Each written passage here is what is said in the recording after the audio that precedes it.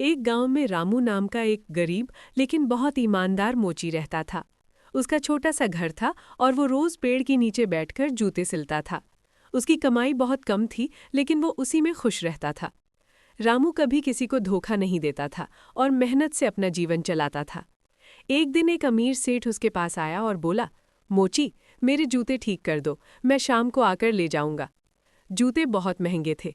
रामू ने ध्यान से जूते सिलकर रख दिए। जब सेठ चला गया तभी रामू को जूतों के अंदर सोने की अशर्फियाँ मिली। वो देखकर हैरान रह गया।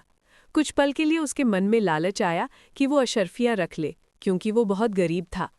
लेकिन अगले ही पल रामू ने सोचा, ये धन मेरा नहीं है, अगर मैं इसे रख लूँगा तो मेरी ईमानदारी खत्म हो जाएगी। उसने तय किया कि वो सेठ को सब सच बताएगा।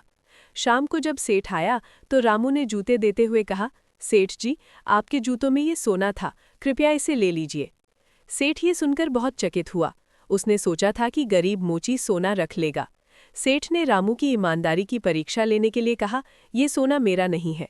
रामू ने शांत स्वर में कहा, अगर ये आपका नहीं है तो आप जिसे चाहें दे दीजिए, लेकिन मैं इसे नहीं रख सकता। सेठ बहुत खुश हुआ। उसने रामू से कहा, मैं तुम्हारी ईमानदारी से बहुत प्रसन्न हूँ, ये सोना अब तुम्हारा है।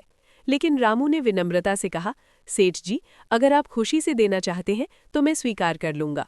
सेठ ने रामू को सोना दिया और साथ ही गांव में उसकी ईमानदारी की तारीफ की।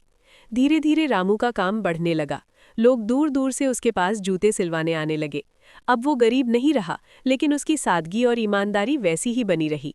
रामू हमेशा बच्चों को यही सिखाता था कि सच्ची दौलत धन नहीं, बल्कि ईमानदारी और अच्छे संस्कार होते हैं।